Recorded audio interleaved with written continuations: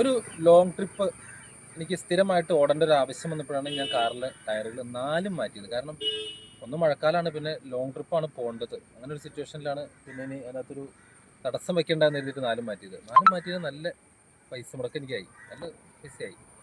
പക്ഷെ ആ സമയത്തും ഞാനൊരു റിസ്ക് എടുക്കാൻ തയ്യാറല്ലായിരുന്നു. കാരണം യൂസ്ഡ് ടയേഴ്സ് എന്ന് പറഞ്ഞൊരു ഓപ്ഷൻ ഉണ്ടായിരുന്നെങ്കിലും അത് വേണോ വേണ്ടോ എന്നുള്ള അതിൻ്റെ അറിവില്ലായ്മ കാരണം ഞാൻ സത്യത്തിൽ അതിന് ശ്രമിച്ചില്ല.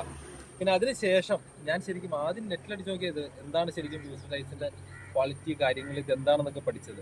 പിന്നെ ഇതിനെപ്പറ്റി അറിവുള്ള ആളുകളോട് ഞാൻ ചോദിച്ച് മനസ്സിലാക്കി. ശരിക്കും അതിൽ നമ്മൾ ചെക്ക് ചെയ്യേണ്ട വളരെ ചുരുക്കം കാര്യങ്ങളേ ഉള്ളൂ. അതിൽ കട്ട കറക്റ്റായിട്ടുണ്ടോ, പാച്ചുണ്ടോ, ബൾജാണോ ടയർ, അങ്ങനെ തുടങ്ങിയിട്ട് വളരെ ചെറിയ ചെറിയ കാര്യങ്ങൾ മാത്രം അതിനകത്ത് ചെക്ക് ചെയ്താൽ മതി.